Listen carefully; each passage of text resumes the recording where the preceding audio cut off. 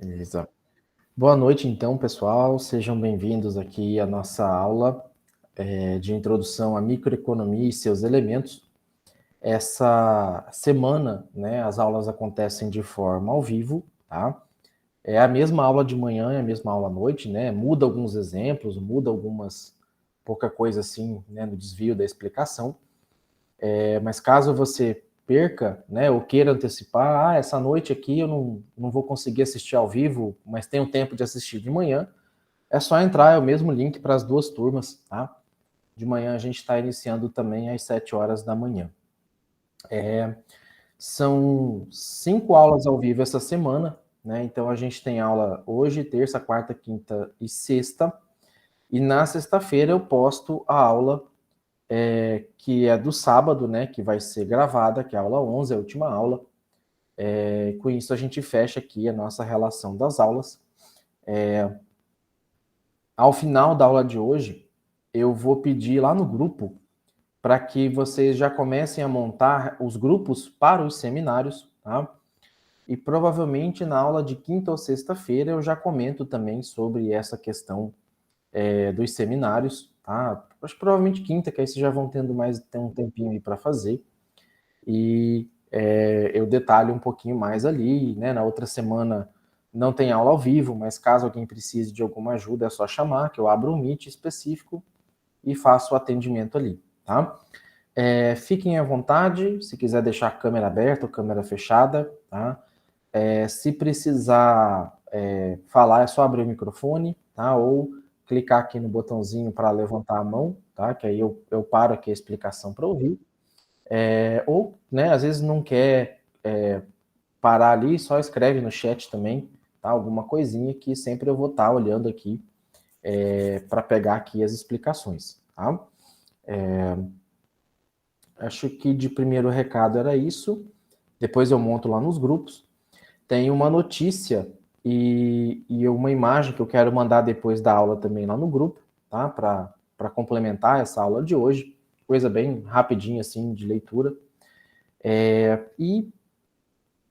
Caso tenha alguma dúvida também dos conteúdos passados, das aulas gravadas passadas, é só falar também, que eu auxilio, ou me chamar no privado também, que eu dou o suporte, tá?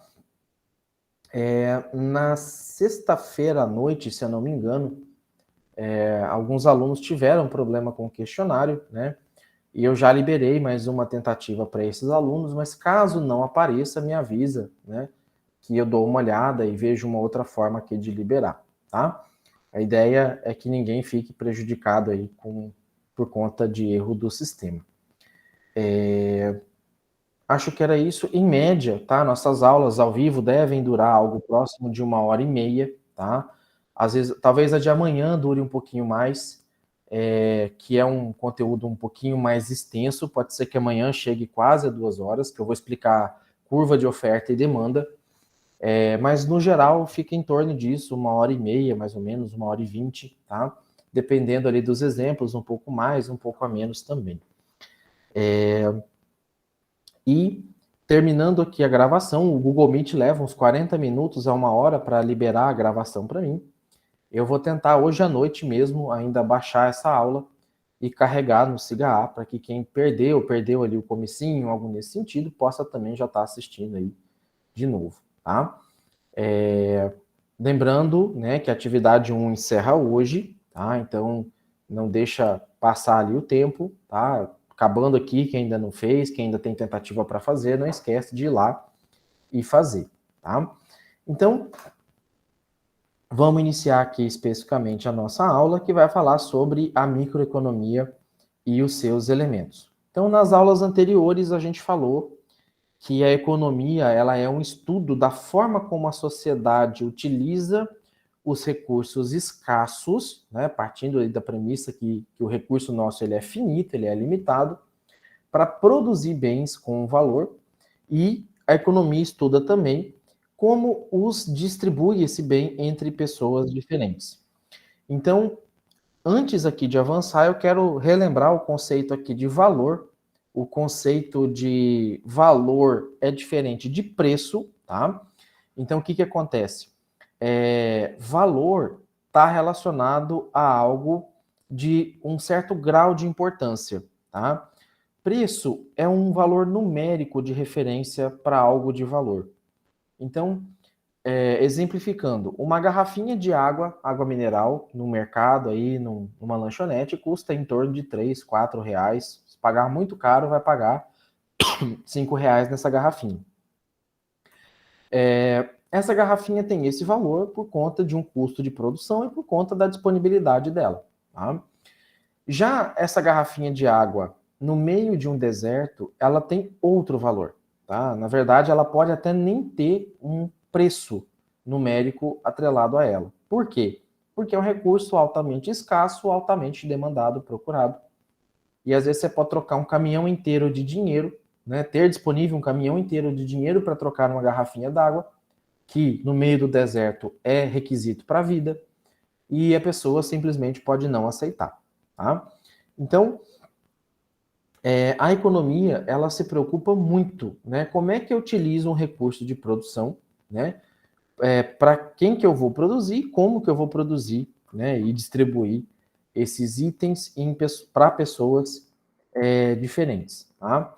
Então, a economia, ela tem o estudo de duas coisas, né? O estudo da escassez, a escassez é o objeto de estudo da economia, e numa situação de escassez, os bens são limitados relativamente, tá, ao que se deseja, à quantidade de desejo.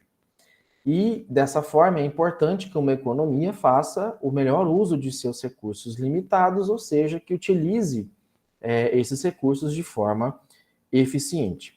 Então, toda vez que vocês observarem um determinado país, ele sempre vai ter algo em abundância e sempre vai ter algo escasso. Então, se você pegar o Iraque, né, e os países ali da região do Oriente Médio, os Emirados Árabes Unidos, Arábia Saudita, por ali, né, aquela região do Golfo Pérsico, eles são muito ricos em petróleo, porém, eles são muito pobres em alimentos, em cultura, em terras, tá? Praticamente deserto em tudo. Então, eles utilizam isso numa grande proporção, né? O dinheiro que eles têm do petróleo, que eles sabem que é finito, que um dia esse petróleo pode acabar, ou a demanda do petróleo pode acabar, eles precisam buscar outros meios de financiamento, outros meios de receita, e eles investiram muito ali em turismo de alto luxo. Então, uma garrafinha de água em Abu Dhabi, por exemplo, tá, nos Emirados Árabes Unidos, chega a custar em torno de aproximadamente 9 a 15 dólares uma garrafa de 250 ml de água. Tá? Levando em consideração que o ser humano tem que beber 3 litros, né, se você dividir 3 mil ml por 250, você precisaria de 12 garrafas a 9 dólares, 108 dólares, vezes quase 5 reais, que é o preço do dólar turismo, né? Sai 540 reais de água por dia, só para você manter o mínimo de água necessário recomendado pela OMS. Já aqui no Brasil, você tem a água com certo grau de abundância.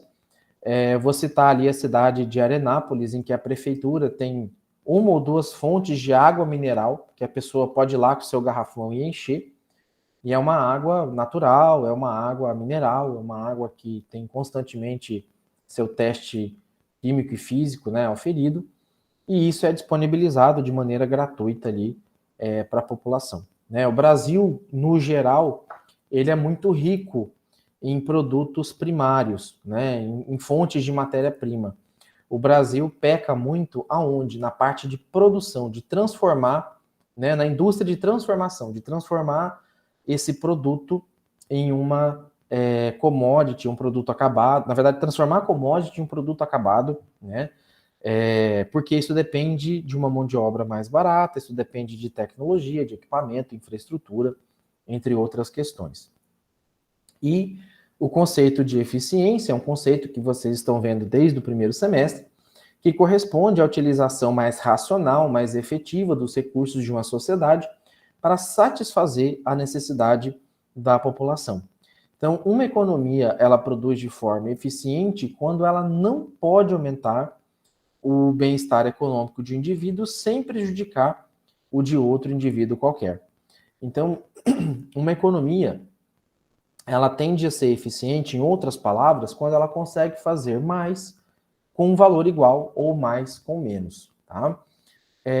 E esse tipo de situação, esse tipo de conceito de eficiência, ele faz com que todo gestor, seja público ou de empresa privada, ele se preocupe em como ele vai direcionar ali a produção dele, como que ele vai vender, como que ele vai exportar, quanto que ele vai gastar de propaganda, qual é o preço que esse produto vai ser vendido ao final, e esses fatores são decisivos, né, para o processo ali de decisão, de tomada de decisão da produção. Então, vou falar também sobre os conceitos de microeconomia e macroeconomia. Microeconomia, ela começou a surgir esse conceito, esse estudo, com Adam Smith, mais ou menos ali em 1776, quando ele publicou o livro chamado A Riqueza das Nações. Adam Smith, ele é um defensor, né, ele é lá da economia clássica, ele é um defensor do livre comércio, né, do laissez-faire, laissez-passer, deixe fazer, deixe passar, e a microeconomia é o ramo que estuda o comportamento das entidades individuais, como funcionamento de um mercado, das empresas e das famílias. Tá? Ele é considerado um dos fundadores da microeconomia e ele estuda essa questão de orçamento familiar, né? Como é que as pessoas sobrevivem com o salário mínimo? Talvez vocês devem lembrar de algumas reportagens ali do Globo Repórter que mostravam uma empregada doméstica que trabalhava, ganhava um salário mínimo, de repente ela tinha casa, tinha carro, viajava, né? E como é que explica isso e uma pessoa que ganha ali 3, 4, 5 salários mínimos, não tem, né, quase nada de patrimônio e vive endividado, né?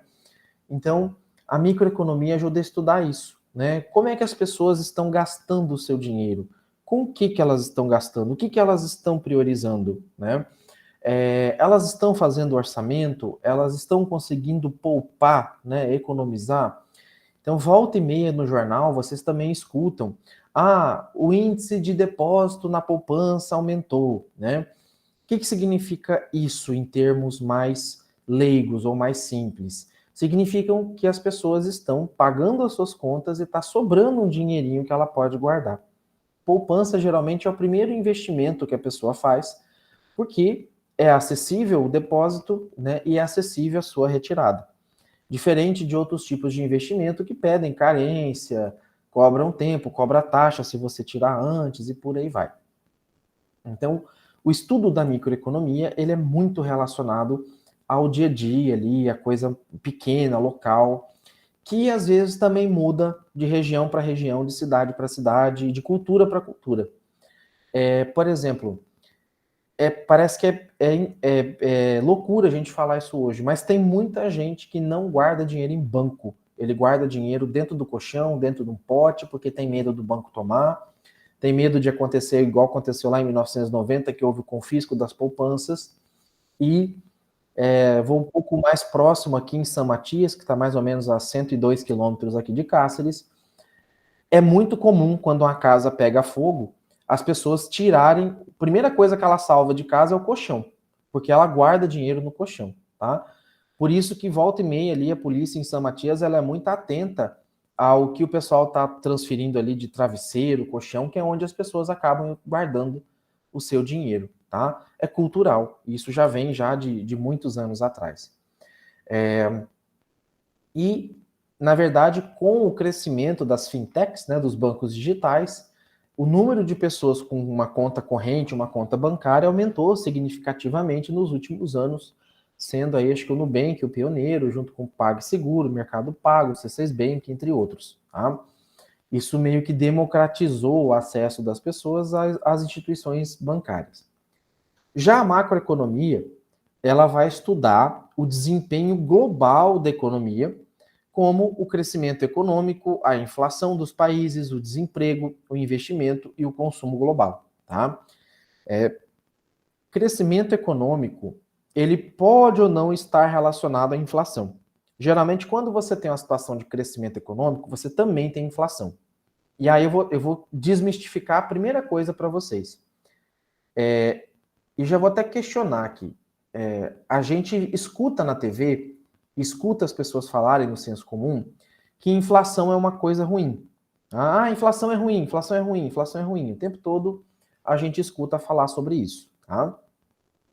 Inflação, toda inflação, ela é um aumento de preço onde o valor real, o valor monetário, acaba perdendo espaço, tá?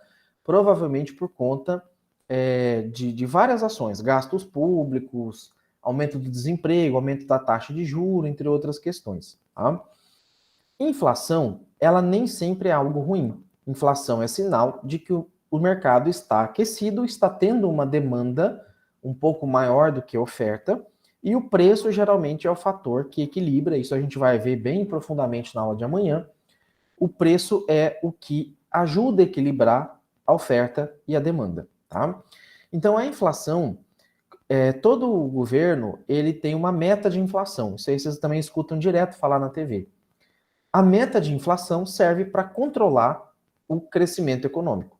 Então, uma inflação mais alta, espera-se um maior crescimento. Uma inflação mais baixa, espera-se uma estagnação ou uma retração do comércio. E contrário da inflação é a deflação. É quando você tem uma oferta maior do que a procura e, por consequência, uma redução de preço para poder novamente equilibrar oferta e demanda. Tá? Já o desemprego, ele tem vários fatores, não é só o fator também de capacidade produtiva, mas ele leva em consideração o aspecto intelectual. No Brasil, nós temos aí hoje aproximadamente, acho que está em 9 ou 10 milhões de pessoas desempregadas. Da onde que vem esse dado? Do CAGED, que é o cadastro, não vou lembrar a sigla aqui agora, geral de empregos e desempregos, Cadastro Geral de Empregos e Desempregos, CAGED. Tá? E esse CAGED, ele considera que uma pessoa que já teve um vínculo formal e depois foi demitido ou pediu demissão e que não está empregado atualmente, ele considera como desempregado. Mas nem sempre ele leva em consideração se de fato essa pessoa está procurando emprego ou se ela tem os requisitos para ocupação de vaga no emprego. Então, o fato da gente ter 10 milhões de desempregados não significa que você tenha realmente 10 milhões querendo emprego e 10 milhões querendo e tendo vagas ali suficiente para serem preenchidas. Quem é empresário, se você tiver algum amigo ou alguma amiga empresário, você vai ver que muitas vezes eles têm dificuldade de preencher vaga. Falar, olha, eu tenho uma vaga aqui que está aberta há tanto tempo, mas eu não encontro a mão de obra especializada, não encontro a pessoa correta para ocupar ali essa vaga. Então, a macroeconomia, ela estuda isso, né? O crescimento econômico, a inflação dos países, né? De maneira global, assim, não só de um país, né? O investimento que está sendo feito e o consumo global. E assim, as contas públicas, elas impactam significativamente na questão econômica de um país. Em que sentido? Tá? Vocês devem ter visto nas aulas gravadas que a dívida pública é muito significativa. Quando você vai pagar com dinheiro público a dívida pública, você não está gerando riqueza. Você está pagando uma conta. Tá? Você não está contratando alguém para construir uma obra, construir um hospital. E o mercado, ele não quer que se... Né, assim, lógico, ele quer que pague a dívida, que pague todo mundo, mas o mercado quer que se faça investimento. Ele não quer que gaste muito com o custeio, ele não quer que gaste muito com o pagamento de juros e de dívida. Então, quando você tem uma situação que um país não controla os seus gastos, ele precisa pegar dinheiro em algum lugar. Então, ele emite títulos de dívida pública. Esses títulos, quanto mais título emitir, maior é o risco de não se pagar, mais caro tem que ser vendido esse título, né? E mais o investidor ganha comprando aquele título barato para vender caro depois. E essa situação faz com que o investidor ele queira um país com as contas públicas controladas, com meta de gasto, com meta de inflação. Tá? O que acontece? O que está acontecendo com a Argentina hoje? A Argentina está emitindo muito título de dívida pública. Por consequência, você tem muita moeda emitida. Muita moeda emitida é aquela história da figurinha repetida. E figurinha repetida não tem busca, não é valorizada. Então, a macroeconomia estuda esses comportamentos. Como é que explica aqui na região do Mercosul, o Brasil, que está relativamente com a economia em dia, a Argentina com alto grau de inflação, a Venezuela com um grau altíssimo de hiperinflação, né? O Chile mais ou menos controlado, o Equador mais ou menos controlado. Então a macroeconomia tenta estudar esse comportamento e tenta estudar também o consumo global. O que aconteceu durante a pandemia? Por que os preços se elevaram durante a pandemia? Tá? Quando a gente pegou ali mais ou menos em março de 2020, abril de 2020, foi quando os municípios, as instituições começaram a paralisar. Quando foi, acho que agosto ou setembro, começou o auxílio emergencial, né? Uma ajuda ali de, acho que R$600 do governo, se eu não me engano o valor. O que acontece? Esses R$600 foram pagos para muita gente até que não tinha o requisito, erraram no sistema e permitiram pagamento para muita gente que não enquadrava no requisito. E isso fez com que muita gente pegasse esse dinheiro e fosse comprar, né, comida no mercado, principalmente comida, né, que é o fator básico essencial. Acontece que, fora isso, você tem a pandemia que tirou as pessoas do seu escritório, do local de trabalho, e colocou para trabalhar em casa. Então, antes, essa pessoa às vezes comia na rua, comia um salgado, comia uma besteirinha ali, e ficando em casa com a família, teve que fazer arroz, teve que cozinhar mais, né? Então, comprar mais gás, comprar mais arroz, comprar mais feijão, comprar mais carne, que foram justamente os itens que subiram mais. Óleo de cozinha, né? E vou pegar o caso do arroz aqui. Para um arroz estar na prateleira bonitinho, igual vocês vão no mercado, tá ali o arroz lá pronto para ser comercializado, ele tem que ser plantado. Ele é plantado com quase um ano de antecedência, ele é colhido, ele é transportado, ele é beneficiado, que é descascar, polir, limpar, separar, empacotar, e ele é embalado e é transportado até o mercado de venda. Isso a gente não faz de um dia para o outro. Não é igual uma encomenda de alguém que você pede de manhã para pegar à tarde. Isso leva tempo para planejar.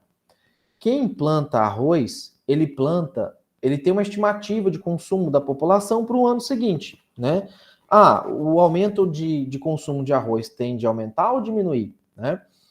Então, com base nessa perspectiva de aumento ou redução do consumo, é que ele determina se ele vai plantar, aumentar ou diminuir o tamanho da plantação dele. Feito isso, se ele colocar, não, vou colocar para plantar tudo, vou produzir tudo que eu puder, é um risco, inclusive, para ele. Dele pensar desse jeito, o vizinho pensar desse jeito, o outro vizinho pensar desse jeito, e de repente você tem uma alta oferta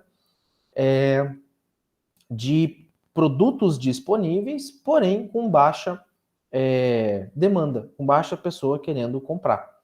E produtos alimentícios são produtos perecíveis, então, né, não adianta eu manter esse arroz estocado por muito tempo. Então, o que aconteceu durante esse período da inflação, da pandemia, perdão, foi essa inflação que foi um aumento generalizado de preço, porque muita gente tinha a mesma figurinha, então muita gente recebeu os R$600, muita gente queria comprar o mesmo produto e não tinha todo o produto disponível para ser comercializado. E isso não só no Brasil, isso no mundo inteiro. Agora que mais ou menos está começando a normalizar, tá? E de manhã o pessoal até perguntou assim, mas professor, por que então o preço quando é para subir sobe rápido, mas quando é para descer ele desce devagar? Porque o subir, ele leva em consideração a vontade do vendedor de vender aquele produto, né? Então subiu, o vendedor quer vender para ele ganhar logo mais, né? Quando abaixa, o que está acontecendo com o gado agora? Muita gente com gado, plantação, soja, né? O pessoal está passando um perrengue agora, porque o pessoal comprou os insumos caros, com o dólar mais alto, com um contrato de venda, né, já um pouco mais alto, e o preço da soja no mundo despencou. O preço do milho no mundo despencou, o preço da arroba do boi no mundo despencou, porque o consumo está normalizando. Muita gente apostou numa continuidade maior da pandemia, né, e isso não se configurou. E muita gente, por tal preço aquecido, também escolheu investir em gado, investir em plantação, enfim, aumentar ali a produção. E na expectativa de ganhar mais, né? Você já toma a decisão agora do que você vai plantar ali em outubro, novembro, dezembro, daí em diante, né? Então, essa questão de consumo global, para onde está caminhando, né? Isso é o que a macroeconomia estuda, tá? E quem é o pai da macroeconomia é o John Maynard Keynes, que é considerado o fundador da macroeconomia, tendo escrito algumas obras de referência, como uma delas, a principal, a Teoria Geral do Emprego, do Juro e do Dinheiro, em 1936. O John Keynes, ele escreveu esse livro com base no relato, né, de experiência da quebra da Bolsa de Nova York em 1929, que aconteceu justamente por conta de uma emissão desordenada de papel, de moeda, né? As empresas iam fracionando os seus papéis, de repente você tinha 1 milhão de ações que não valiam nada, né? 1 milhão dentro de 50 bilhões de ações que foram fracionadas, não valia nada, e de repente esse dinheiro que não valia nada de ninguém rapidamente foi quebrando A, foi quebrando B, quebrou banco, que o banco quebrou o investidor, que quebrou o outro, quebrou a empresa e por aí foi, tá? Então, esse tipo de ação da macroeconomia, ela é estudada, e por isso que muitas vezes um problema lá na China impacta aqui no Brasil. Esses tempos atrás era de uma construtora chinesa que estava correndo risco de quebrar. Se ela quebrasse, ela ia quebrar devendo um monte de banco, que pegou dinheiro emprestado com um monte de investidor. Talvez até vocês tenham aplicado dinheiro no banco aqui no Brasil. Esse banco do Brasil foi lá e fez investimento lá na China, tá? E de repente você acha, não tem nada a ver com isso, é lá na China, mas o banco aqui tomou a decisão por você. Daí até o banco te explicar que fez isso já foi. Aconteceu isso com a FTX, aconteceu isso com um monte aí de criptomoeda, né, de empresa que trabalha aí com criptomoeda. Então, aqui no Brasil existe o tal do depósito compulsório, tá? Depois eu vou explicar numa outra aula como que isso funciona, que é o risco de garantia à pessoa que deposita o dinheiro no banco, tá? Até 250 mil reais, o Banco Central ele assume o compromisso de te devolver. Acima de 250 mil, o risco é seu, né?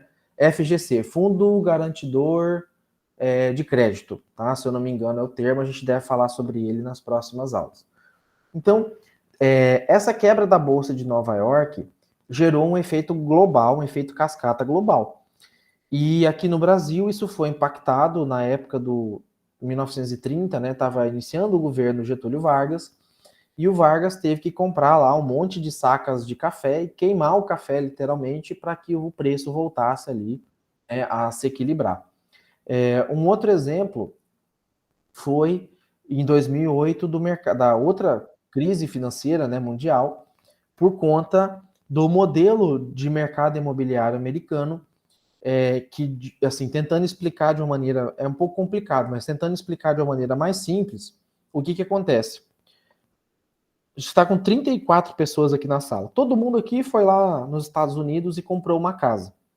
Você comprou uma casa e essa casa, você pediu 100 mil para comprar essa casa. Essa casa não valia 100 mil, mas estava todo mundo querendo comprar a casa, você foi lá e pagou, pegou os 100 mil de empréstimo, hipotecou a casa, foi lá, comprou a casa por 100 mil.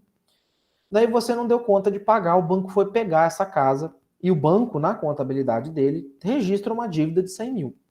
Quando ele foi pegar essa casa, quando ele olhou, falou, não, essa casa não vale 100 mil dólares, essa casa vale 20 mil, 30 mil dólares. Ela foi vendida por um valor muito mais alto do que deveria. De repente, a Rosiane não paga, o Josivan não paga, a Beatriz não paga, e o banco quer colocar para leilão para recuperar a dívida, o valor não repõe, o investidor pede o dinheiro para o banco de volta, o banco fala, cara, eu tenho uma casa aqui de 100 mil, o investidor fala, não quero, essa casa não vale 100, essa casa vale 20. E aí começa a quebradeira geral, tá? Para você ter, né, uma moeda, uma cédula de papel na sua mão, essa cédula não é o papel que vale, é o valor. Uma moeda de 100 reais, por exemplo, na mão de vocês, é a garantia de uma liquidação. por alguém que deixou alguma coisa em garantia. Então, geralmente, uma moeda global é o ouro, tá? Quem assistiu La Casa de Papel, né, acho que não sei se é a segunda ou terceira temporada, né, que passa ali no Banco Central da Espanha, o maior medo do governo espanhol era que o ouro que estava guardado no Banco Central desaparecesse, porque isso iria quebrar a economia da, da Espanha. Por quê? Porque esse ouro é a garantia que títulos, que papel, né, sejam quitados, né, ao longo do tempo. Tá? Então, isso só para explicar ali esse conceito na macroeconomia. E quais são os três problemas da organização econômica? Né? Então, a organização econômica ela se preocupa em o que, como e para quem produzir. Né? Então, primeira pergunta, quais os bens a produzir? Né? Então, uma economia ela tem que determinar o quanto ela deve produzir de cada um dos inúmeros bens e serviços possíveis e quando deverão ser produzidos. Né? Então, a gente deve produzir manteiga ou espingarda? Né? Eu devo pegar aqui o latão para fabricar um brinquedo ou uma arma, uma bala, né? Então, o leite, né? Eu trabalho com leite, eu tenho que escolher muitas vezes se eu vou produzir manteiga, se eu vou produzir o leite integral, né? Se eu vou produzir uma nata, né? Queijo, o que eu vou fazer com isso, né? Qual é a maior demanda? Às vezes eu vejo muito, pegando esse exemplo do leite, né? Eu tenho muito respeito e consideração por produtor de leite, porque produtor de leite passa cada perrengue, né? Porque às vezes o preço sempre está ruim, ou quando está muito bom, ele malemar está pagando as contas assim. Cada vez menos a gente está vendo produtores de leite, porque muitas vezes esse produtor do leite ele fica refém do preço do laticínio, do preço, né, de quem paga, né? Não é ele que muitas vezes que dá o preço, é as pessoas que escolhem quanto querem pagar naquele leite dele. E volta e meia a gente vê greve por aí, o pessoal, né, fazendo protesto, porque o preço do leite está muito baixo, mal está cobrindo os custos, né? E ele teria uma opção de, às vezes, transformar esse leite num queijo, que no queijo provavelmente ele agregaria o maior valor, né, na venda desse produto. Tá? Mas nem sempre ele tem a tecnologia para fazer o queijo, né? Nem sempre, ainda que o queijo dê mais retorno, nem sempre ele tem demanda para tudo isso, né? Então, são esses os pontos a considerar. Né? Então, eu tenho matéria-prima, qual bem eu vou produzir? No segundo questionamento, ele diz o seguinte, né? Como os bens são produzidos? Então, uma economia ela tem que determinar como deve produzir cada um dos bens ou serviços. Ou seja, qual tecnologia ela vai utilizar, se ela vai terceirizar parte dessa produção, né? Se ela vai ela mesma comprar equipamento, ela mesma desenvolver a tecnologia, ela mesma gastar com pesquisa. Então, aqui no Brasil, a gente acaba importando muitos semicondutores da China, da Índia, de Taiwan, que são países que investiram em tecnologia, né? Investiram ali na fabricação de circuitos elétricos, de placas, de chips, e aí não compensa eu tentar fabricar isso por aqui, compensa eu comprar isso de fora para cá. E por fim, a gente tem que ver para quem são os bens produzidos. Então, uma economia ela tem que determinar quem vai usufruir desses bens, né? Quem vai usufruir dos serviços produzidos. Qual é a distribuição justa de rendimento e riqueza? Então, esse para quem os bens são produzidos é de fundamental importância, porque muitas vezes você pode destinar um produto, né, excelente, uma ideia maravilhosa, mas não tem quem consome. De repente foi um baita desperdício de mão de obra e insumo. E esse para quem os bens são produzidos, ele ajuda o produtor, digamos assim, a ter um potencial de venda e uma expectativa de retorno daquela produção que ele fez, né? Porque ninguém vai produzir aleatório, ninguém vai produzir por produzir, né? Todo mundo produz com a expectativa de vender, com a expectativa de comercializar, né? E só um minuto, peraí. Respondendo um negócio aqui. E essa, para quem produzir, ele tem uma relação muito forte com a demanda, né? Eu fabricar um produto, vou pegar o caso aqui Steve Jobs, né? fundador aqui, um dos fundadores da Apple, né? Ele foi um cara que inovou. Ele primeiro criou o produto, depois ele foi lá e criou a demanda, né? O fluxo normal primeiro, você tem uma demanda, tem uma necessidade de um produto ou um serviço, alguém vai lá e oferece, né? Cria, inova, adequa um produto ou serviço para aquela nova realidade. Então, o que ele fez de primeiro criar o produto para depois criar a demanda é algo excepcional, é algo raríssimo. Isso não vai acontecer com muita frequência. A chance, às vezes, de você criar um produto e depois ele não ter saída nenhuma é muito grande, tá? Então, se eu falar assim, vou criar um produto inovador, vou criar aqui um sorvete de feijoada, né? Sorvete é bom, feijoada é bom, mas os dois juntos, não sei, né? Será que vai ter demanda? Talvez você tenha uns loucos que compra para ver o que é. Deixa eu experimentar essa parada aí, esse trem é diferente, né? Mas será que realmente você vai ter público para comprar, né? E as pessoas vão comprar porque querem ou vão comprar por curiosidade, né? Comprar porque quer, ela repete a compra várias vezes. Comprar por curiosidade, ela vai comprar uma vez só e vai sair falando, né? Mal, provavelmente mal, esquisitice por aí, né? E geralmente a gente tem 3 formas de resolver os problemas econômicos, por meio das economias de mercado, as economias dirigidas e as economias mistas, tá? Isso tem a ver com as políticas de governo, com os partidos, tá? Então, uma economia de mercado, os indivíduos e as empresas, eles tomam as decisões sobre a produção e consumo. Então, você não tem aqui o Estado dizendo, intervindo o que tem que fazer, se pode fazer ou não, se pode produzir isso ou não. É estabelecido um sistema de preço, de lucro e prejuízo, de incentivo e prêmio que determina o que come para quem. Então, essa economia de mercado, ela raramente existe de forma totalmente livre, tá? Mas é uma das possibilidades. Já uma economia dirigida, você tem o Estado, né? Geralmente a economia de mercado é mais voltada para os países de direita, a economia dirigida é mais voltada para os países de gestão de esquerda, tá? Na economia dirigida, é o governo que toma as decisões acerca da produção, é o governo que determina o que produzir e como vai distribuir esses bens e serviços.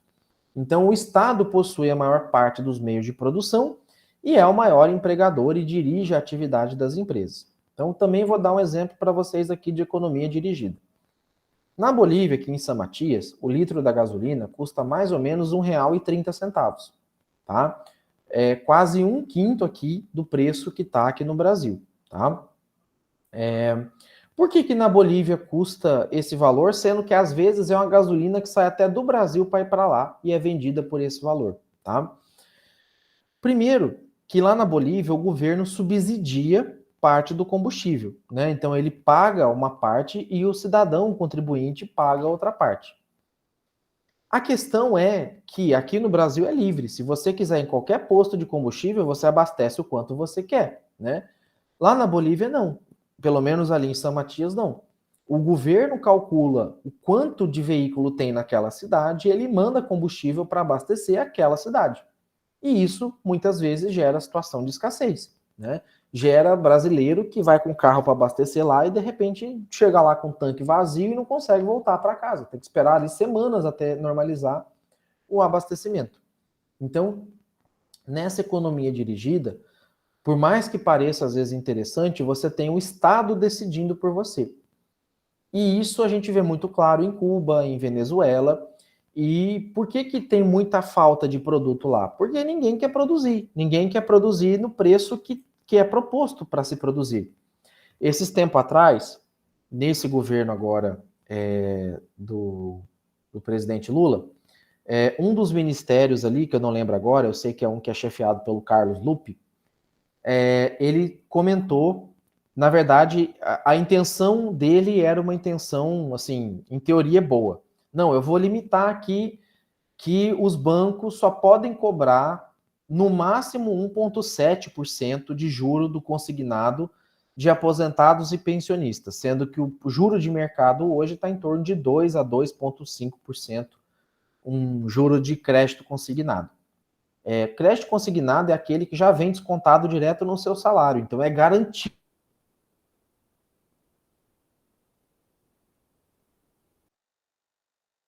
tem por que ter um juro alto desse jeito. Tá? E o governo falou, não, vai ser limitado a 1,7%. O que os bancos fizeram, inclusive a Caixa Econômica Federal, que é um banco público, né, uma empresa pública? Ele falou, não, a 1,7%, então tem R$0 disponível para financiamento consignado para aposentado e pensionista. Isso virou uma loucura, né? Muita gente aí aposentado, pensionista, que volta e meia pega CDC por aí, precisava pegar um empréstimo, queria pagar o juro mais caro, mas como tinha uma economia dirigida, né, um Estado determinando um valor máximo, o mercado falou, não, eu não quero, né, para colocar nesse valor eu não quero. E isso gera essa quebra e essa relação, né, porque o banco entende que vender um CDC a 1,7 é prejuízo, né, ele não precisa colocar para 1,7, ele põe lá no crédito automático que ele ganha 4,5%, 5%, ele ganha muito mais do que com o CDC ali, né? Ou ele aplica na Selic e ganha muito mais do que isso, né? E a economia mista é o modelo mais comum no mundo inteiro, onde você tem uma combinação desses dois tipos, né? Você tem uma economia de mercado né, voltado ali para o setor privado, e você tem ali uma parte, uma direção do governo que vai atuar nas intempéries, ele vai atuar corrigindo os excessos dessa economia de mercado em situações de oligopólio, cartel, formação de preço, aquela coisa toda, tá? E você só tem na história como um todo uma situação que foi na Inglaterra no século XIX, que se aproxima da economia de mercado pura, onde a coroa não quis de forma alguma intervir ali nos meios de produção, que foi justamente no início ali da Revolução Industrial. Só que o Estado viu que ele perdia bastante com isso, que ele perdia bastante produção que era exportada e de repente ele tinha que comprar esse produto mais caro de novo, tá? E hoje, muitas vezes, o Estado utiliza de outras ferramentas, que a gente vai ver na aula 11, para equilibrar essa questão de produção. Então, por exemplo, o trigo, né? Trigo geralmente é produzido em regiões mais frias, então ele é produzido mais no sul do Brasil. O Brasil, ele consome muito mais trigo do que ele produz. Então, o Brasil tem algumas portarias que proíbem o produtor de trigo de exportar o trigo do Brasil. Por quê? Porque por que o produtor vai exportar trigo sendo que eu preciso comprar para abastecer o mercado interno, tá? Então, muitas vezes o produtor de trigo ele não tem escolha, ele planta, ele não pode exportar porque o mercado interno tem que consumir todo esse produto. Mas, professor, por que isso não aconteceu com a carne? Decisão política, tá? O Brasil, com qualquer presidente, ex-presidente na época, né, que era gestor na época, ele poderia simplesmente falar assim, não, eu não quero que venda carne para fora, eu não quero que venda qualquer outro tipo de produto, eu quero que abasteça o mercado interno. Se isso fosse feito, nós não teríamos situações de alta nos preços durante a pandemia, por exemplo, da carne, porém, a gente também não teria garantia que esse produtor quisesse vender um boi abaixo ali do custo de produção, né? Só se ele tivesse precisando muito de dinheiro. Se ele não tivesse, ele ia deixar até ter troca do governante, até a situação melhorar, né? Ele não tem aquela necessidade. O frigorífico não produz o boi, ele compra o boi, né? E abate ali o boi. Então ele depende, o frigorífico depende da decisão de venda do produtor, né? E às vezes o produtor ele, né, não quer vender com prejuízo, ele quer vender com lucro. Então, se ele entende que vai ter prejuízo, ele opta por não vender. De repente o frigorífico que é doido aí atrás, né? O próprio frigorífico acaba aumentando o preço, porque senão não tem o que fabricar, né? Tem o que beneficiar. Então, como que funciona o mercado? Né? Os mercados, eles são os mecanismos no qual os compradores e vendedores se encontram para determinar os preços e trocar os bens ou serviços. Tá? O conceito de mercado, ele começou há milênios atrás, onde você tinha práticas, inclusive, de escambo, tá? Onde eram-se trocadas mercadorias ali por outras, né? Sem que houvesse ali uma moeda de troca, né? E ele não envolvia, a característica do escambo era não envolver uma moeda financeira. Ele trocava uma cabra por um cesto de pão, ele trocava um boi por dois porcos, né? Então essa era a característica de um escambo, e você tinha o mercado, que era o local onde se encontravam para fazer as transações. E o preço, ele é o fiel coordenador das decisões dos produtores e dos consumidores dentro de um determinado mercado. Então, preços mais elevados tendem a reduzir as compras dos consumidores e a estimular a produção. Isso a gente vai ver amanhã, tá? Preços mais baixos estimulam o consumo e retraem a produção, tá? Então, se eu pegar aqui a Rosiane, tá? E vou pegar aqui a Eliseba. A Rosiane produz e a Eliseba consome, tá? A Rosiane vai fabricar um produto, tá? E quando esse preço está muito alto, a Rosiane fala assim: opa, eu quero produzir porque o preço está bom, né? Eu quero produzir e tal. Só que a Eliseba que compra vai falar: ah, não, tá muito caro, não é para mim agora, né? E quando o preço está mais baixo, a Eliseba fala: opa, promoção, esse preço já teve mais caro, vou aproveitar e vou comprar. Às vezes nem está precisando, mas o preço está bom, vai lá e compra. Já a Rosiane fala: mas produzir, tem um trabalhão aqui, ligar a máquina, sujar, lidar com o fornecedor para ganhar só isso, né? Então, isso é o que muitas vezes determina o fiel da balança, que é o preço, tá? Então, agora, né, que o preço do gado está próximo aí de 200 e pouquinho, arroba do boi, tem muito produtor aí segurando para vender, ele segura o quanto que ele pode, né? Apesar do mercado estar numa tendência de queda, né? Ele segura o quanto pode, porque para ele, muito provavelmente, ele vai empatar ou vai ter prejuízo, porque ele comprou os insumos numa época que estava mais cara e desvalorizou. O pessoal da soja e também do milho também comprou insumo mais caro e agora o preço tá ruim assim, de forma global no mundo inteiro. Por que o preço está ruim? O preço estava muito alto lá atrás. E muita gente decidiu investir, decidiu produzir. Às vezes a pessoa tinha terra para produzir, mas o valor que estava o preço não compensava, né? Vou produzir para não ganhar nada, né? Com o preço elevado, as pessoas resolveram desmatar, resolveram pegar uma terra que já estava desmatada e plantar.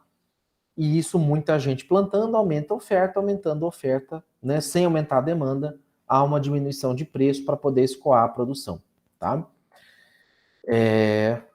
E os mercados, eles não proporcionam necessariamente uma repartição justa do rendimento.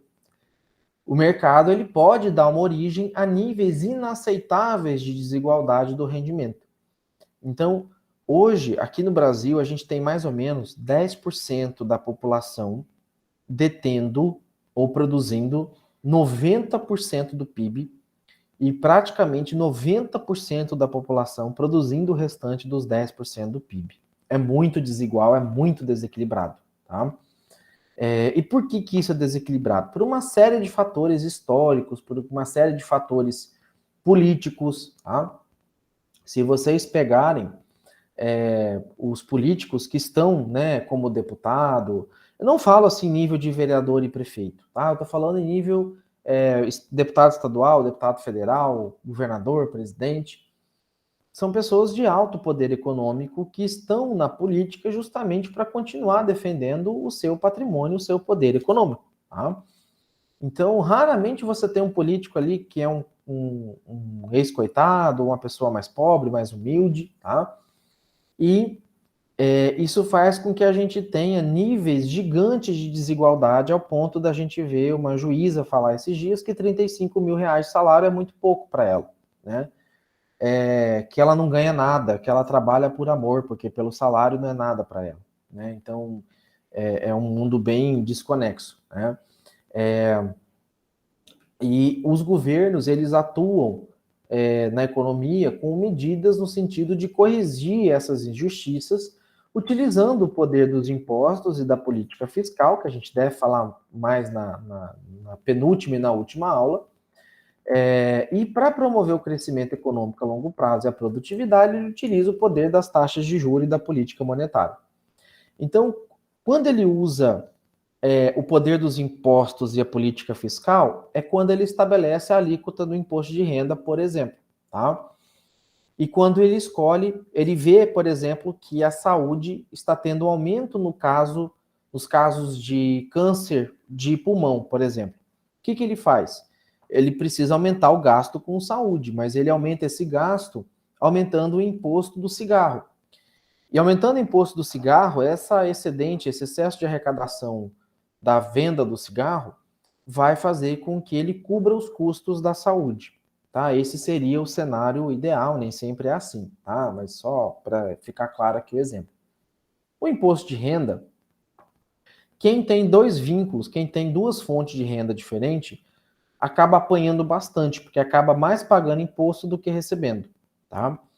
E essa política fiscal é o que vai determinar se ele vai tributar ou não o mais rico, o mais pobre, tá? Por exemplo, aqui no Brasil não existe o imposto sobre grandes fortunas, que alguns outros países já possuem. Tem uma guerra de discurso muito grande em cima disso. Alguns defendem que, tendo o imposto sobre grande fortuna, vai pegar esse imposto e vai distribuir para a população mais pobre. Geralmente, as linhas de esquerda defendem isso.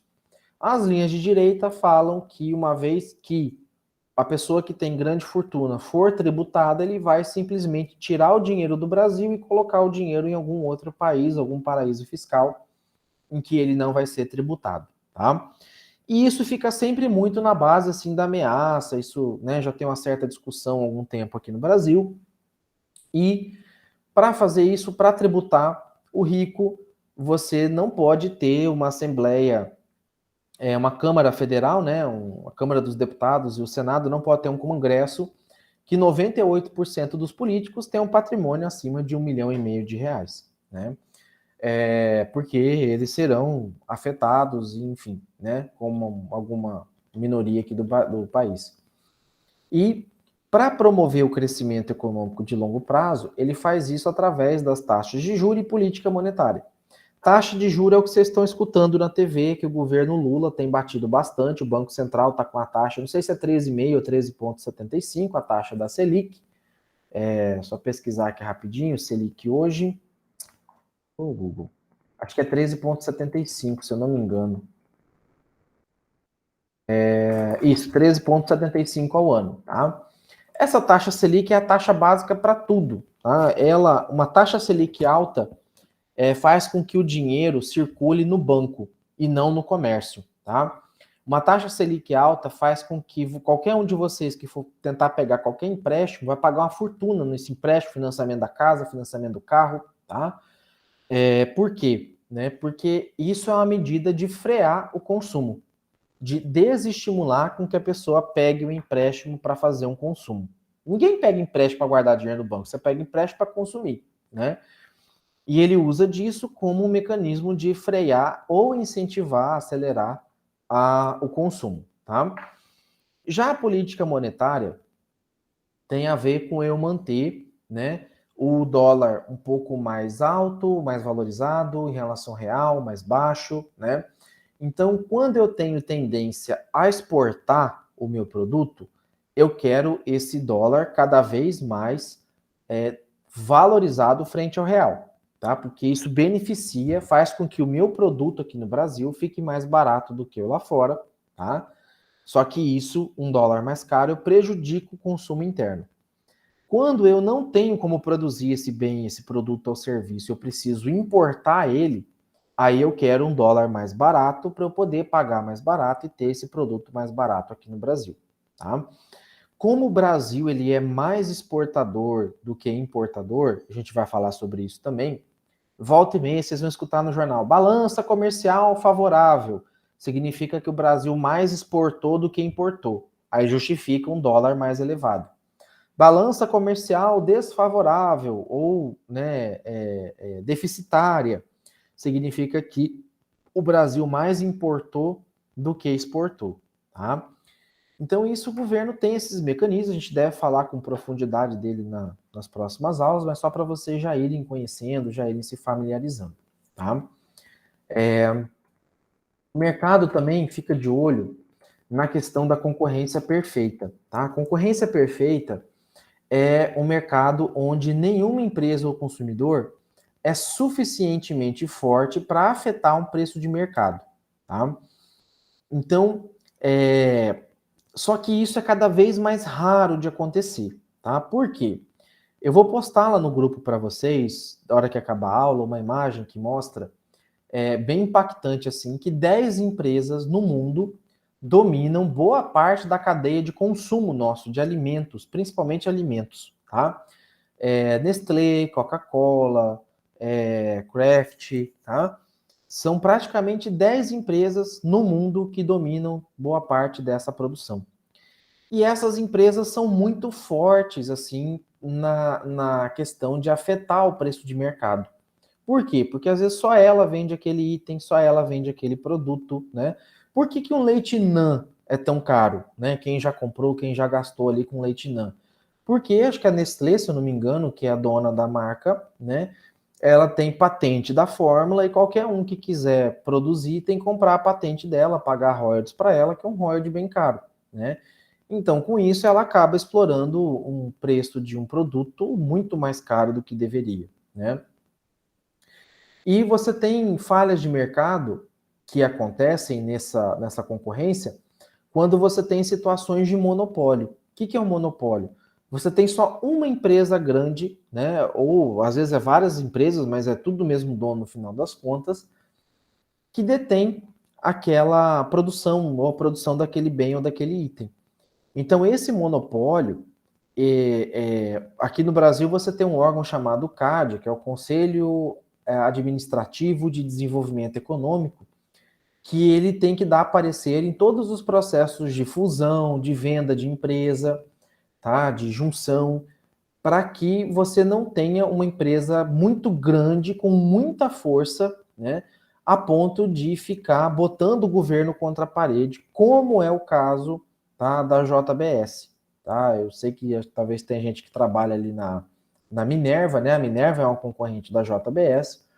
A JBS, ela foi comprando vários pequenos frigoríficos pelo país e ela comprava e fechava, comprava e fechava. Inclusive aqui em Cáceres aconteceu isso. Ela comprou o frigorífico aqui de Cáceres, que empregava 700 pessoas, funcionou um ano e depois fechou, mandando essas 700 pessoas, 700 famílias ir embora, tá? E isso os políticos não tiveram o que fazer, né? Ficou todo mundo refém e ela nem foi punida, nem foi responsabilizada, ficou por isso mesmo. O CAD, ele tem muita influência política por trás disso, tá? Tem muito dinheiro que rola às vezes por trás disso. Ela não poderia, o grupo não poderia ter comprado, tá? Porque isso impacta significativamente na região. Cáceres tem revés às vezes com Juara ali, o maior rebanho bovino do estado, e não tem um frigorífico grande, né? Tem pequenos frigoríficos de algumas propriedades, mas não tem nenhum frigorífico grande que atenda aqui. O pessoal tem que mandar tudo para a região, tá? E o mercado falha também quando existe alguma externalidade, por exemplo, uma situação de poluição, tá? Uma situação de pandemia, onde você tem essa externalidade, tá? Então, uma economia moderna, ela depende de condições especiais para se tornar muito produtiva.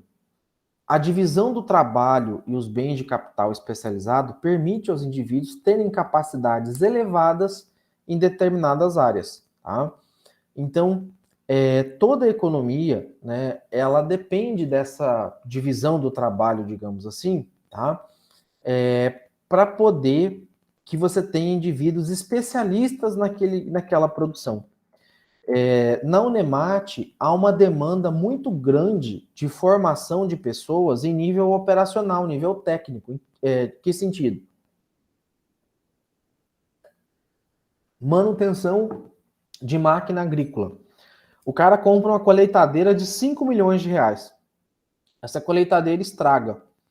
Eu vou levar no seu Zé mecânico ali da esquina para arrumar? Não vou. Às vezes eu preciso trazer um cara lá do Rio de Janeiro, lá de São Paulo, lá dos Estados Unidos para vir aqui arrumar essa máquina. Eu tenho que pagar a diária, o deslocamento do cara, táxi, tem que buscar e levar no aeroporto e tem que pagar ainda o serviço desse cara, né?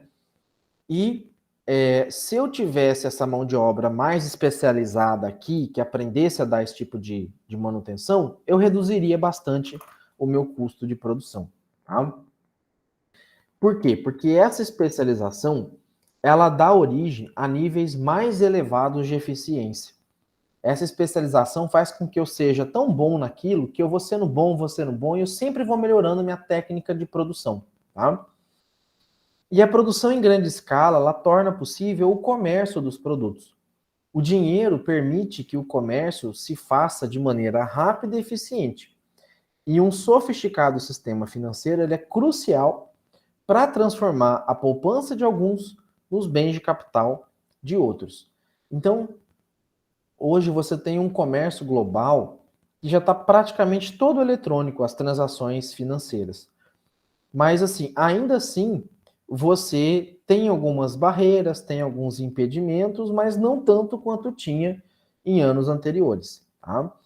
E essa questão do dinheiro, né, ela está tão mais democrática que hoje qualquer um de vocês pode operar na bolsa da Nasdaq, né, em Nova York. Vocês podem comprar uma ação de qualquer empresa americana, qualquer empresa chinesa, japonesa, né, por meio de uma corretora que hoje já está praticamente ali dentro de vários aplicativos aí, né?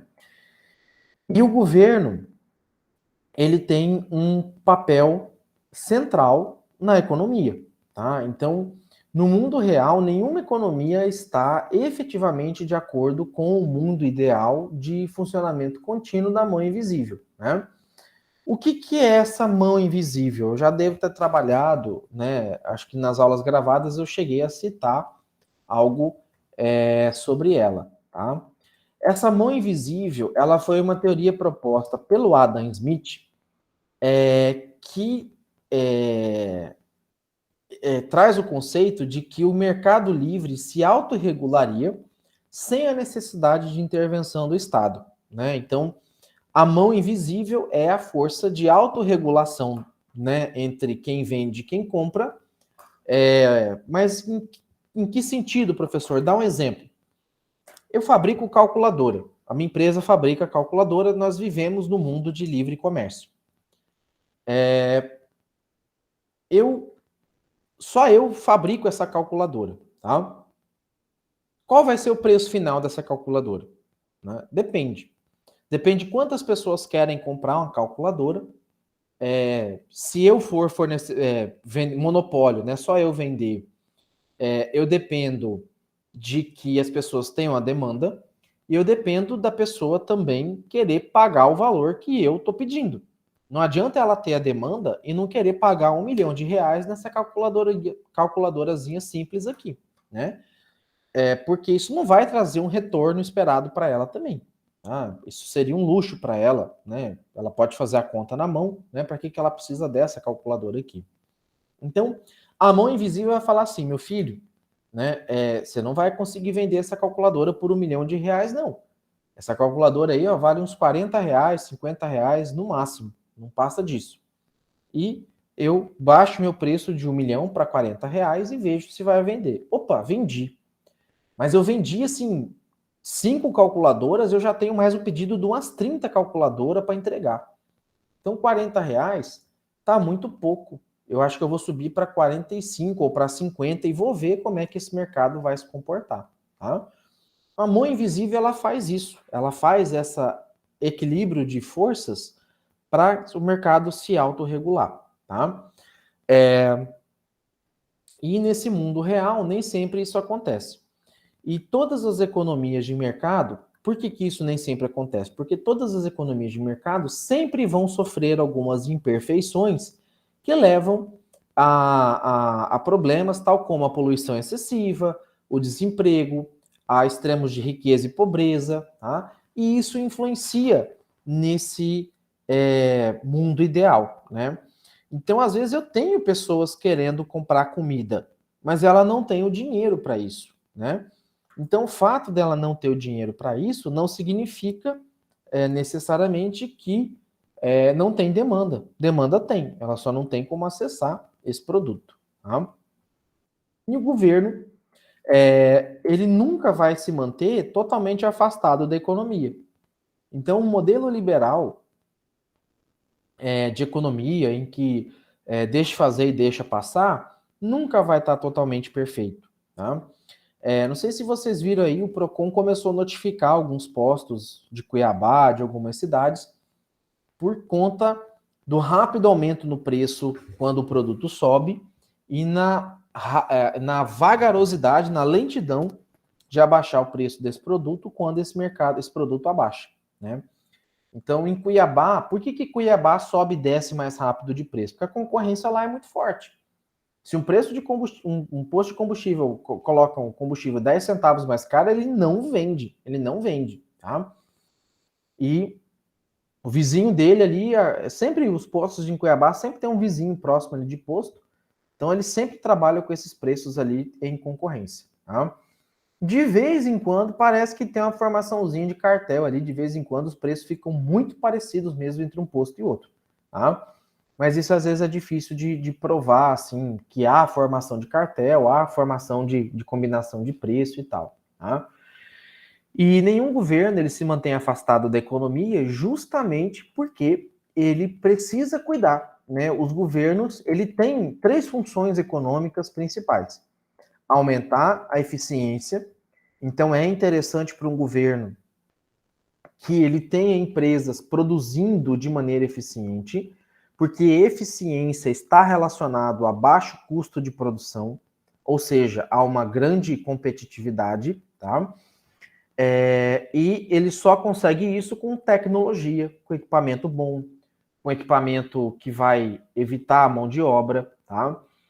Esse final de semana passado eu estava na Ambev, em Cuiabá, fazendo uma visita técnica. Inclusive, não garanto no próximo semestre, mas no 23/2, mas no 24/1, eu quero ver se eu levo a nossa turma lá na Ambev para fazer essa mesma visita técnica que eu fiz.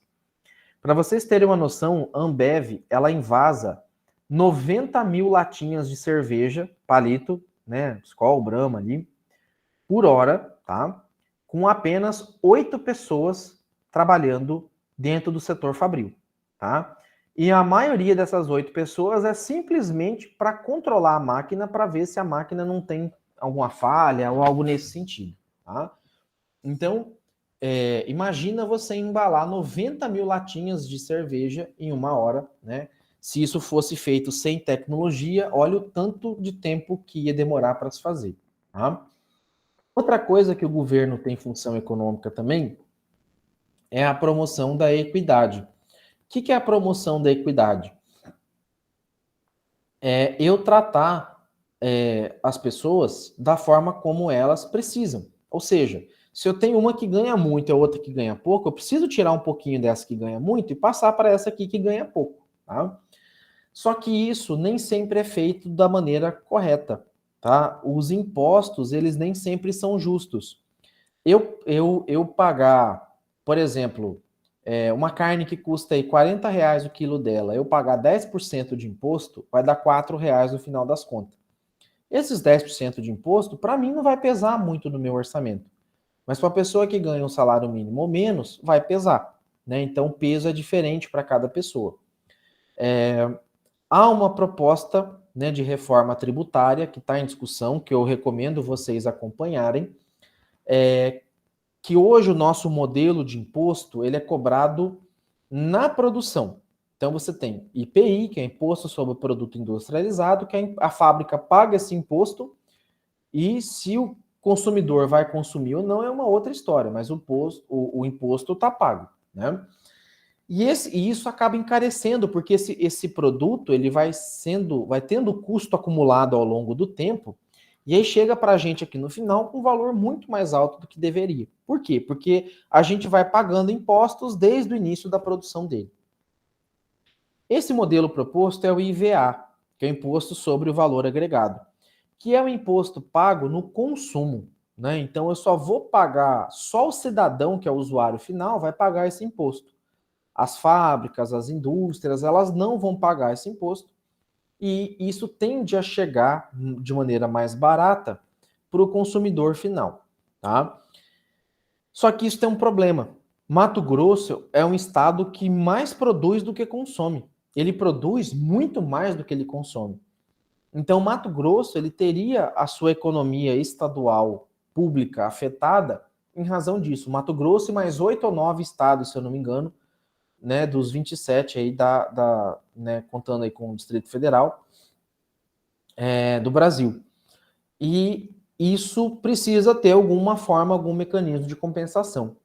Já São Paulo é um estado que produz bastante, mas também consome bastante. São Paulo, Rio de Janeiro, a região sul e sudeste como um todo, né? Então, o governo precisa bolar mecanismos para não prejudicar, né, a população como um todo, não prejudicar a gente. A gente pode no mercado às vezes pagar mais barato, mas de repente a nossa contribuição de imposto para o Estado não está sendo o suficiente para manter o Estado, tá? E aí, com isso, ele acaba encarecendo outros produtos da onde não deveria. Tá? E, por fim, tem também o estímulo ao crescimento e da estabilidade macroeconômica. Então, o governo, ele precisa investir, ele precisa pegar parte do gasto dele e transformar isso em investimento. O governo do estado de Mato Grosso, salvo engano, ele fez quase 20% de investimento no ano passado. É um valor muito alto. A média nacional ficou em torno de 7%. Tá? E por que todo mundo fica de olho em investimento, investimento, investimento? Porque investimento é um gasto que ainda vai ocorrer. Você fazer investimento é construir hospital. Construir hospital vai contratar mão de obra para trabalhar nesse hospital. Construir escola vai precisar de mão de obra para trabalhar nessa escola. E por aí vai. Tá? E essa estabilidade macroeconômica também tem relação com a relação do Brasil com outros países. Tá? Inclusive, o governo atual, o governo Lula, ele tem ali hoje uma notícia que ele quer unificar uma moeda toda do Mercosul. Isso é um problemão para a gente. Isso é a gente dar um passo para trás. Por quê? Porque se a gente pegar as moedas dos países que compõem Mercosul e comparar com o dólar, tá? O Brasil ainda é um dos países que mais tem a moeda mais valorizada, mais forte perante o dólar. Se a gente adotar moedas de outros países, né, e criar uma moeda única, vamos chamar de Mercomoeda, digamos assim, né, igual tem o euro, né, tem a Mercomoney, vamos chamar assim, em vez da gente pagar R$ 5 num dólar, a gente vai estar pagando 7, 8 mercos, né, num dólar. Então, ainda mais a Argentina que está com inflação, Venezuela que está ali com inflação, isso não é legal para a gente, tá? Não é legal mesmo, tá? E o papel econômico do governo, né, como eu falei, é focado aqui na eficiência, né? Então, ele tenta aumentar a eficiência promovendo a concorrência, né, tentando combater a externalidade e quando ele faz investimento, quando ele fornece bens públicos. Os mercados falham na alocação de recurso, né, ou seja, falta de um lado, sobra do outro, quando acaba existindo uma concorrência imperfeita ou quando acaba tendo externalidade. A concorrência imperfeita, como uma situação de monopólio, tá, acaba gerando preço elevado. Uma empresa monopólio, ela bota o preço mais alto, né? E isso pode ser por vontade dela ou pode ser por um nível de produção um pouco mais baixo. E algumas externalidades ocorrem quando as empresas ou indivíduos impõem custos ou benefícios a outros que estão fora do mercado.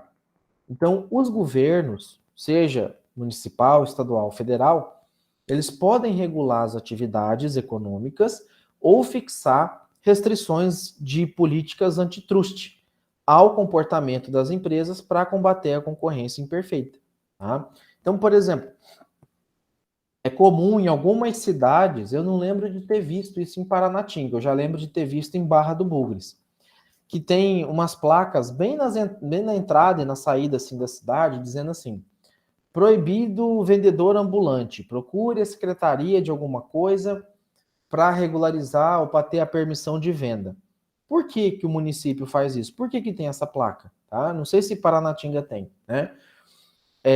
Porque você tem um comerciante que paga aluguel, que contrata funcionário, que tem despesa com energia, IPTU, alvará, e de repente precisa vender um produto a R$ 30 e um comerciante ambulante que não paga imposto, não tem alvará, consegue vender esse mesmo produto mais barato, porém sem contribuir ali para o município. Tá? Então o governo pode regular isso. Uma ação antitruste é para evitar que uma empresa cresça muito a ponto de se tornar monopolista. Tá? Então, uma ação antitruste é para evitar que ela faça fusão e que ela acabe dominando determinado mercado ou segmento de mercado, porque isso gera concorrência imperfeita. Tá? O que o governo quer combater, qualquer governo quer combater, é a concorrência imperfeita. Ou seja, eu tenho 2, 3 empresas que prestam serviço ou vendem um determinado produto no país.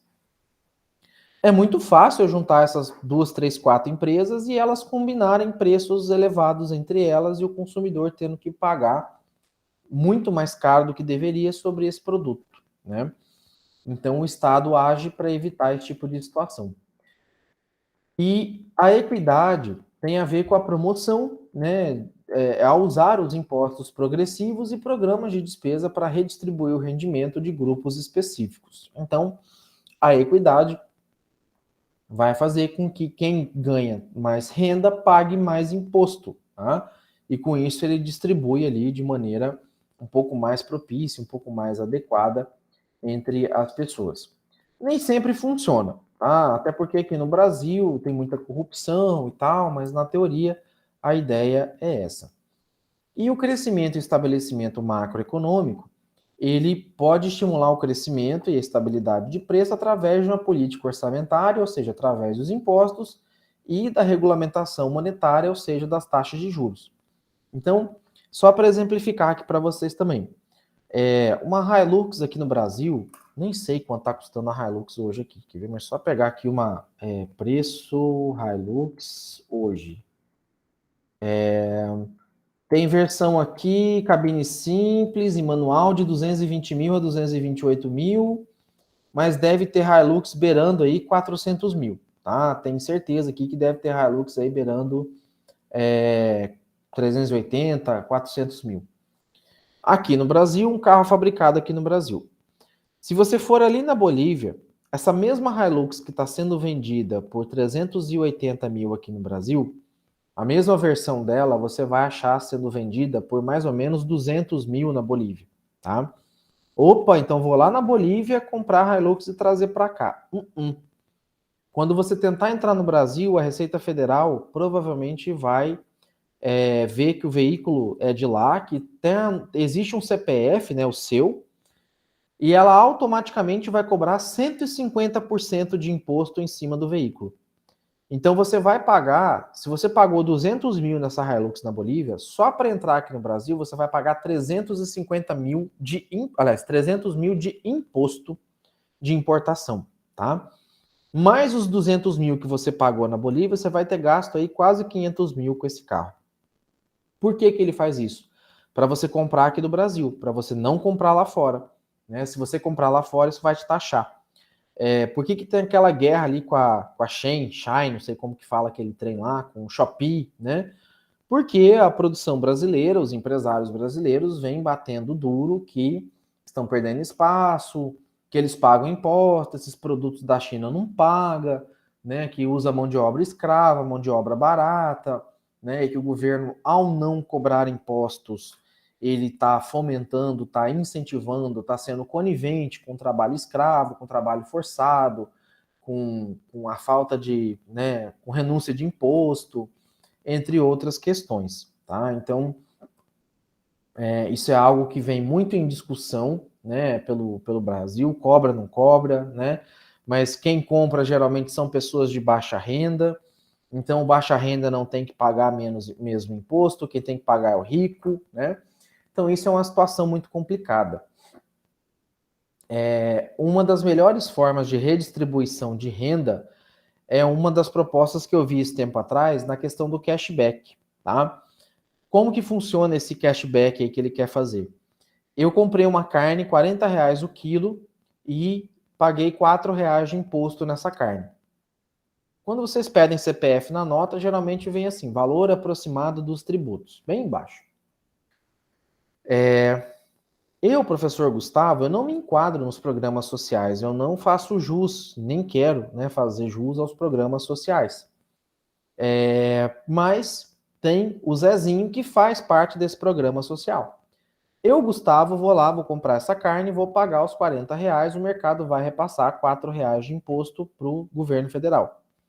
O Zezinho vai lá, vai comprar essa carne, vai pagar R$ 40, vai dar o CPF dele na nota, e o Zezinho, ele vai, por ele estar no Bolsa Família, por ele fazer parte de programa social, provavelmente no próprio cartão benefício dele, já deve cair o crédito da devolução desse imposto para ele.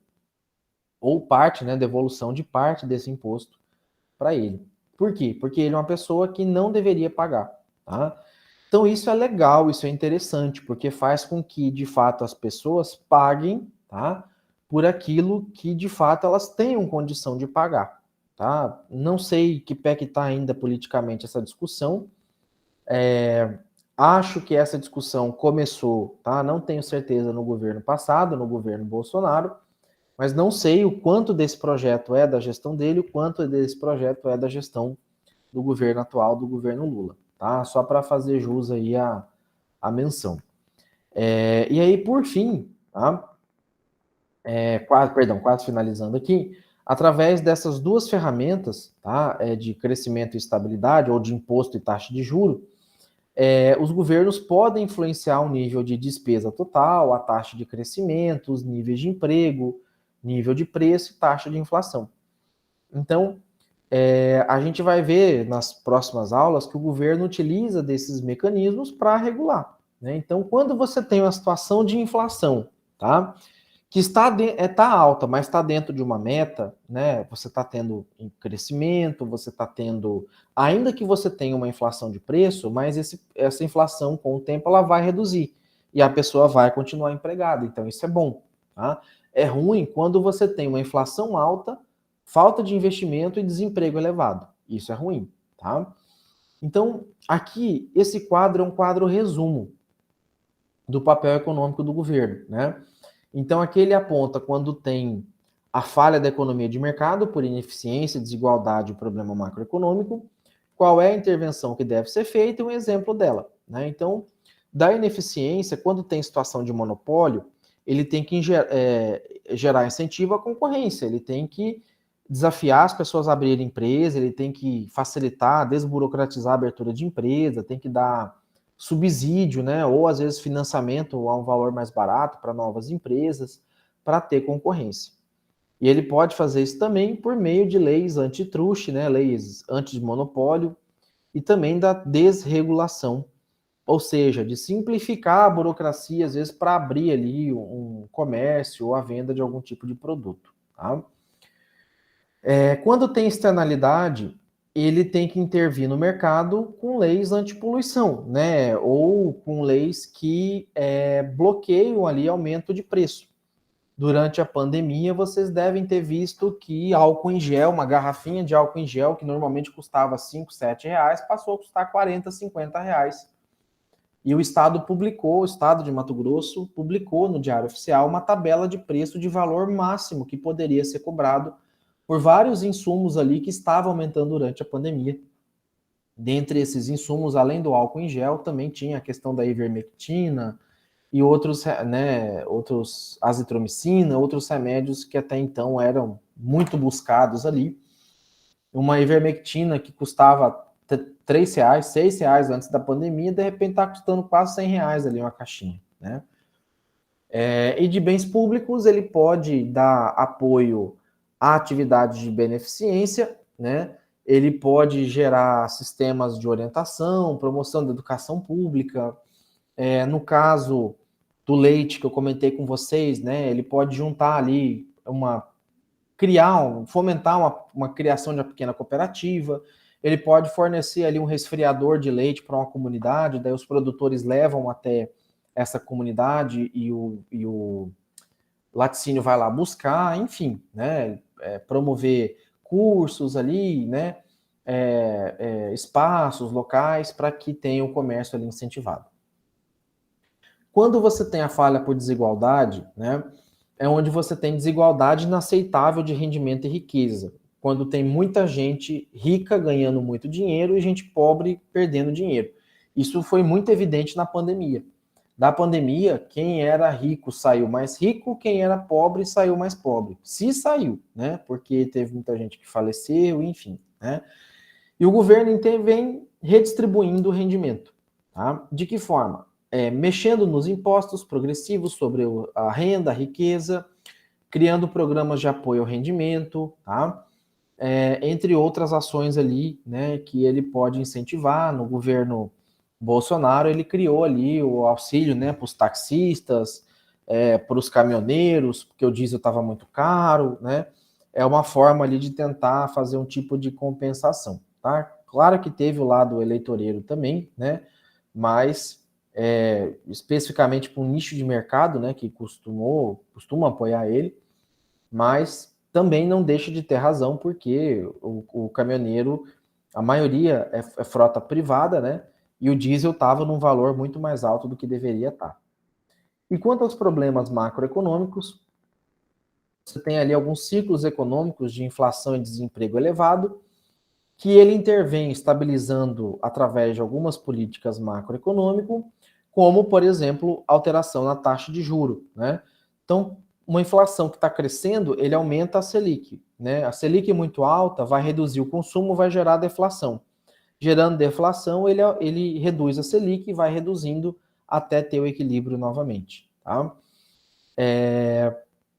E também, quando tem um crescimento econômico muito lento, ele pode estimular o crescimento, melhorando a eficiência da administração fiscal, melhorando a poupança nacional, fazendo investimento em obra, né? Então, esse governo de agora quer lançar um PAC, né, que é aquele Programa de Aceleração do Crescimento, que é algo que na teoria é bom, né? Porque você constrói obra, você injeta dinheiro no mercado, para fazer uma obra contrata pedreiro, né? Isso aquece o mercado. Porém, tanto o PAC 1 quanto o PAC 2 foram, né, associados na prática. Na teoria é muito lindo, é ótimo, é perfeito que ele faça o PAC. Mas nos dois programas passados teve um fracasso muito grande de obras inacabadas, obras com sobrepreço, corrupção, desvio de dinheiro, né? E não é isso que a gente quer ver, tá? E aí, só para concluir aqui de vez, as empresas, elas também se adequam ao mercado, tá? E elas, às vezes, fazem algumas transformações para se adequar às manobras que o governo impõe. Então, a notícia que eu vou postar para vocês lá no grupo fala do bombom sonho de valsa. Vocês lembram, conhecem, né? Aquele roxinho assim, sonho de valsa.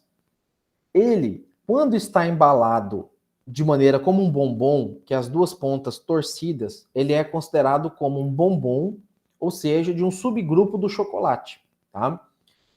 Isso caracteriza ele como IPI, como um produto industrializado, ele segue uma linha de tributação mais alta. O que a Lacta fez? Ela transformou ele num biscoito de wafer, tá?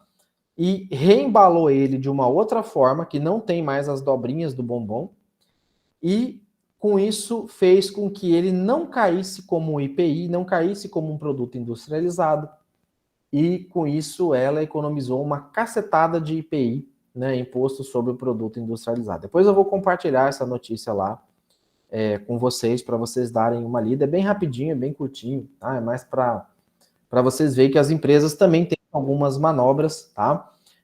Sobre isso. E assim, a gente nem se dá conta. Para mim era uma mudança de embalagem comum que ela tinha feito, e na verdade tem toda uma questão tributária por trás disso, tá? Então, com isso, pessoal, aqui praticamente 1h30, né? Eu vou encerrar aqui a aula. Só queria ver se alguém tem alguma pergunta sobre, seja atividade, seja o conteúdo da aula da semana passada ou dessa aula, fique à vontade aí para perguntar. Senão, daqui a pouquinho eu já encerro, tá?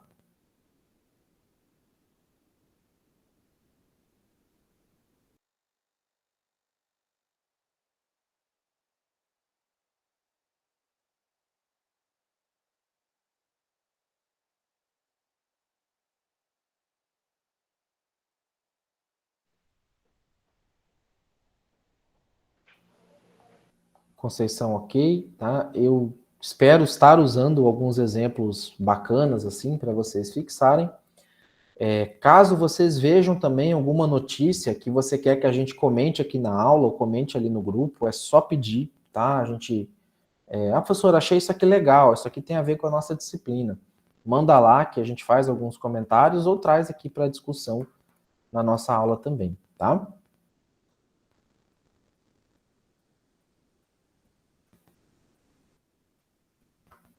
Bom, beleza então, pessoal. Finalizando aqui a aula, eu já vou postar a imagem, né, que fala das 10 empresas que dominam o mercado de alimento.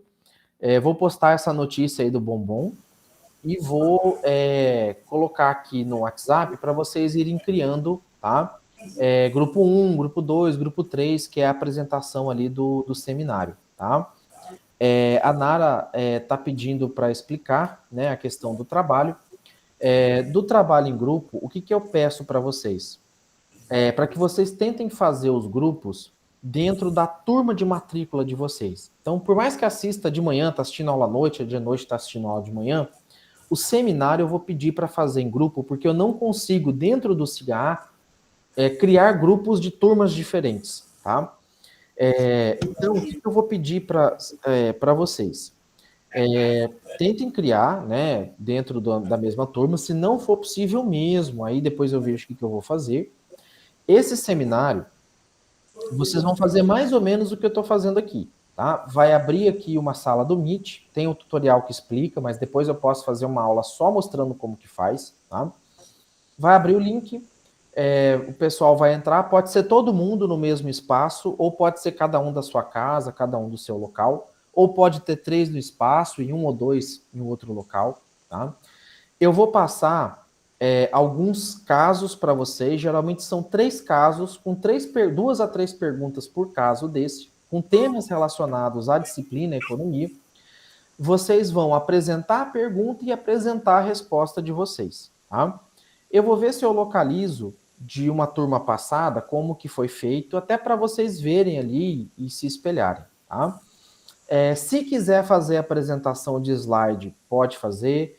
Se quiser só escrever no Word e apresentar o Word, pode fazer, tá? Isso aí fica a critério de vocês. O legal do slide é que fica bonitinho, fica bem modelo de apresentação mesmo. E por que eu estou pedindo essa atividade desse trabalho em grupo? Primeiro, porque hoje muitas empresas estão pedindo isso. Conceição, faz para mim uma apresentação sobre esse assunto aqui, né? Noemi, faz aqui uma apresentação sobre esse assunto. Grava para mim aqui e manda, né? Então, tem muitas que estão pedindo isso, e aí eu quero aproveitar a disciplina já para ensinar vocês a fazerem isso também, porque aí, né, caso vocês cheguem numa empresa, num local que precisa, vocês já saibam fazer, tá? Aí só tem uma questão da atividade que eu pedi, assim, para assim que gravar, baixar, postar no YouTube e mandar o link do YouTube. Se tiver com muita dificuldade de postar no YouTube, tá? Me manda pelo menos o link do Google Drive, tá? Mas se precisar de algum atendimento, ou que a gente abra o Meet só para eu explicar ali certinho, tá? Não tem problema, a gente abre a agenda. Eu recomendo fazer uma gravação de teste, tá? De 1 ou 2 minutos, só para ver se está gravando, se o som está saindo, tá? Mas eu devo aprofundar, falar um pouquinho mais sobre isso nas próximas aulas também, beleza? E aí eu vou colocar lá no grupo, assim, né, para vocês já irem identificando, grupo 1, grupo 2, grupo 3, mas como vocês vão gravar e postar, né, não tem necessidade de realmente ser uma sequência de apresentação. Depois eu vou baixar todas as apresentações e vou postar para que um assista do grupo do outro também, para que conheça, tá? Então eu vou compartilhar com vocês o que o grupo da Conceição, o que o grupo da Nara, o que o grupo da Noemi discutiu e apresentou aqui. E todos são temas simples, tá? Ligados à economia, com notícias da economia, e aí, com base no conhecimento que vocês estão adquirindo na disciplina, como é que vocês responderiam essas situações? É bem simples mesmo, assim, não vai ter nada muito complicado. E até eu vou tentar dividir os grupos entre de hoje até quarta-feira. E aí, na quinta, eu já deixo postado no SIGA para vocês já baixarem e já se interarem com o caso. Só vou pedir um certo cuidado, porque na sexta eu libero a atividade 2. Então, para não chocar ali, não deixar de fazer a atividade 2, embaralhar com a 3, né? Então, vai ter a 2 para fazer de sexta até segunda-feira, e vai ter a 3 para fazer ali de segunda ou terça até a próxima sexta-feira, tá? Para a gente poder fechar com tranquilidade, fechando na sexta, no sábado, no máximo, eu já lanço todas as notas e aí a gente já encerra o semestre. Beleza? Então, vou encerrar aqui a gravação. Se tiver mais alguma pergunta, é só fazer aqui no final que eu respondo. Valeu, um abraço, até a aula de amanhã. Tchau, tchau. Tchau, Gustavo, até amanhã. Até amanhã. Tchau, tchau.